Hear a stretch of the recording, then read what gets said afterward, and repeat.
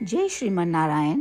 जो टिप्पणी मैं देने जा रही हूँ वह रामानुज दास श्रीमन गट्टू वेणुगोपालन स्वामी द्वारा दी गई है। अध्याय 3 कर्मयोग, श्लोक 22। न मे पार्थास्ति कर्तव्यं त्रिषु लोकेषु किंचन नानवाप्तम् अवाप्तव्यं वर्तयेव च कर्मणि। ओम। गीताचार्य श्री कृष्ण परमात्मा अर्जुन सहित हम सबको कर्म योग सिखा रहे हैं। परमात्मा कह रहे हैं, अर्जुन, मैं सर्वशक्तिमान हूँ और जहाँ भी, जब और जैसे चाहूँ इन तीनों लोकों में व्याप्त होने में सक्षम हूँ। इसलिए मुझे किसी भी कर्म का अभ्यास करने की आवश्यकता नहीं है और ना ही उससे कोई परिणाम प्राप्त करने की आवश्यकता है।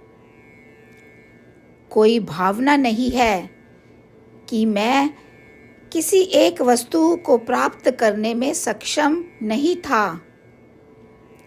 वास्तव में मुझे भी किसी भी कर्तव्य को पूरा करने की कोई आवश्यकता ही नहीं है। अर्जुन, फिर भी मैं अपने कर्मों का अभ्यास कर रहा हूँ और मैं लगातार निष्काम कर्म करता ही जा रहा हूँ। हालांकि मुझे यह करने की कोई आवश्यकता नहीं है, पर मैं ऐसा क्यों कर रहा हूँ? मैं ऐसा केवल इसलिए कर रहा हूँ ताकि संसार में सभी को सुरक्षा प्रदान कर सकूं। मेरे नक्शे कदम पर चलने वालों के लिए मुझे पहले स्वयं उनका अनुसरण करना होगा और फिर उन्हें एक सरल और खतरे से मुक्त कर्म योग दिखाना होगा, जिसे निष्काम कर्म के रूप में जाना जाता है। इसीलिए मैं निष्काम कर्म कर रहा हूँ। इस प्रकार साक्षात भगवान निष्काम कर्म का पालन कर रहे हैं और हम सभी को उनके नक्शे कदम पर चलने और बिना चूके अपने कर्म करने के लिए प्रोत्साहित कर रहे हैं। श्रीमद् भगवद गीता का संपूर्ण सार श्री कृष्ण परमात्मा द्वारा अध्याय 18 के श्लोक 65 से 70 में 8 कार्य करने के लिए दिया गया है। श्री कृष्ण कहते हैं, मैं उन लोगों से प्रेम करता हूँ जो इन 8 बातों का पालन करते हैं। मैं उन भक्तों की हर तरह से रक्षा करूँगा। श्री कृष्ण परमात्मा द्वारा बोली गई संपूर्ण भगवद गीता को सुनने के बाद अर्जुन कहते हैं, करिष्ये वचनम तवा, जिसका अर्थ है, श्री कृष्ण, मैं वैसा ही करूँगा जैसा कि आप कहते हैं। यही कारण है कि श्री कृष्ण ने अर्जुन को सभी प्रकार की सफलताएं और विजय प्रदान की है। आइए हम परमात्मा को अपना वचन दें कि हम इन 8 कार्यों का पालन करेंगे। परमात्मा को इस शब्द देने से बड़ी कोई पूजा, तप या यज्ञ नहीं है।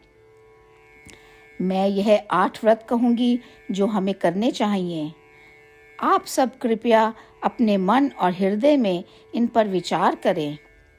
इस तरह से हम श्री कृष्ण को अपना वचन देते हुए हम सभी श्री कृष्ण के प्रसन्न भरे मुख की कल्पना करें और इस आनंद को महसूस करें। जय श्रीमन नारायण। ये है हमारे 8 वादे। हमारा पहला वादा, हे श्रीमन नारायण, जैसा कि आपने निर्देश दिया है, मैं हमेशा आपका ध्यान करूंगी और आपके बारे में सोचूंगी।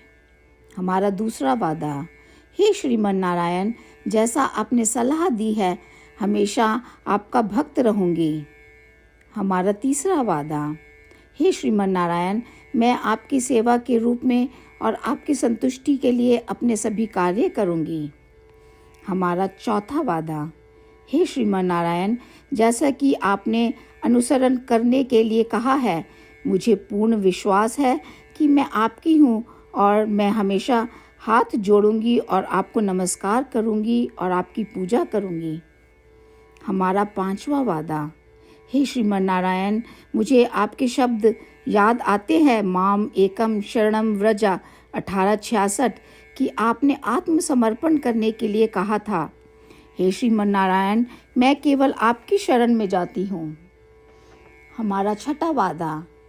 हे श्रीमन नारायण, मुझे आपके शब्द माँ शुचः 1866 याद है कि आप हमें शोक ना करने का आश्वासन दे रहे हैं। मैं अब और शोक नहीं करूँगी। हमारा सातवां वादा। हे श्रीमन नारायण, आपने हमारे लिए श्रीमद् भागवत गीता प्रदान करके हम सभी पर कृपा की है और आशीर्वाद दिया है।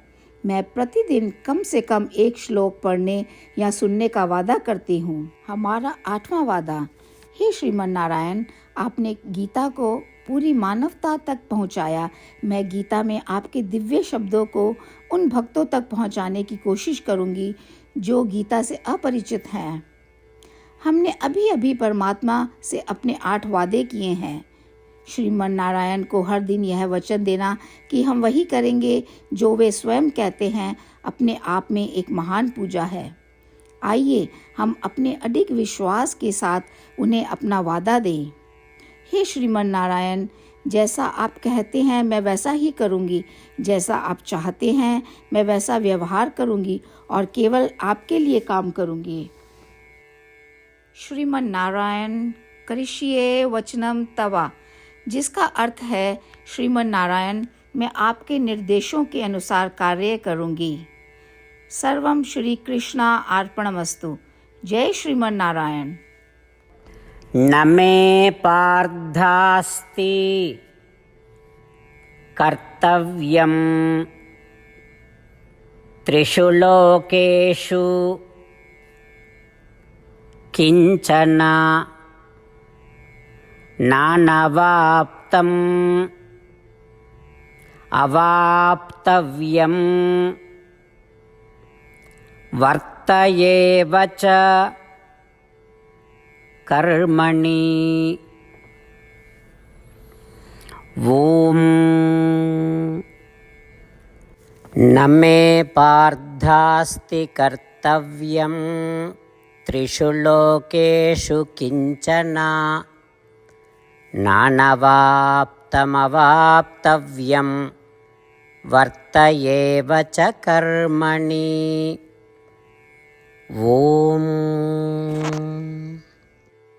श्रीमन्नारायण करिष्ये वचनं तव। सर्वं श्रीकृष्णार्पणमस्तु। जय श्रीमन्नारायण।